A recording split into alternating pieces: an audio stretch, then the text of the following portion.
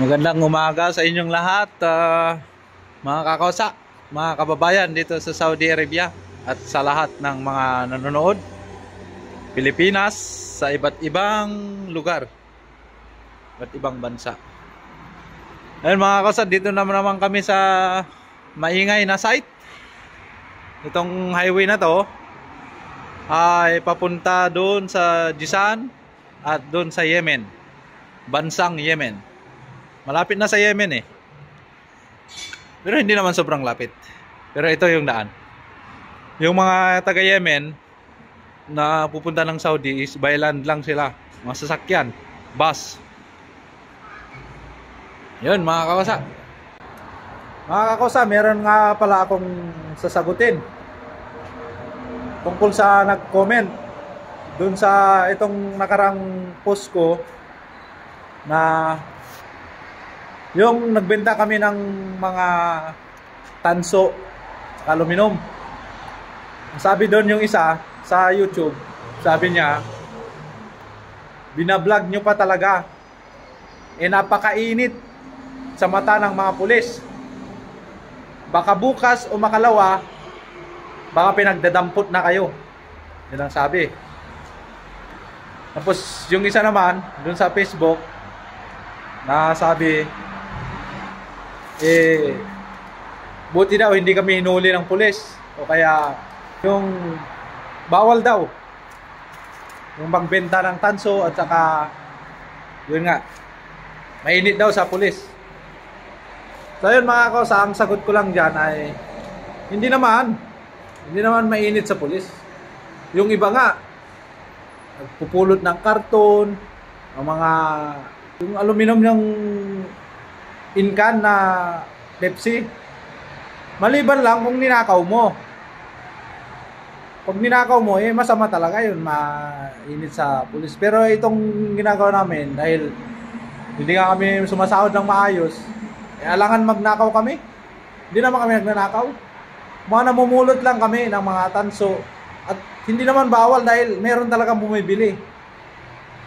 Diyan sa Pilipinas, di ba? Sa Pilipinas, may mga nagbobote, bakal. Ang gamit nila, bisikleta na may sidecar. Dito nga, sasakyan talaga ang ginagamit nila. Yung parang multi-cab sa Pilipinas, doon nila sinasakay. Papakita ko sa inyo mga kakausa mamaya, kung may makita ko.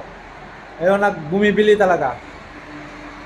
At yun lang ang sagot ko sa nag-comment na binablog pa talaga. Yun nga, dahil nga hindi kami sumasahod ng maayos, dahil kami ay mga takas, yun, gumagawa kami ng paraan at hindi naman kami nagnanakaw. Katulad nito, papakita ko sa inyo. Nakikita nyo dito sa itong building na ginagawa namin. Ayan, mga wire yan. Pag nag-finish na sila, pag naglagay na sila ng mga ilaw, puputulin yan kasi sobra yan. Yan, hinihingi namin yan, hinihingi. Ayan.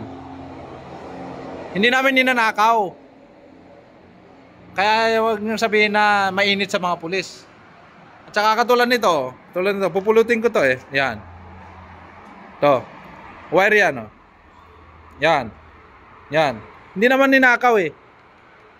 Tsaka pinapaalam namin dun sa yung nagbabantay dito sa building na to. Yan. Yan, ang dami oh. Kaya sasabihin ng mga kababayan na binablog nyo pa talaga. So yun yung purpose namin na bakit namin iniipon at binabalatan. Kasi kung hindi namin balatan, mura, 20 riyal. Nung binalatan namin, 29 riyal ang 1 kilo.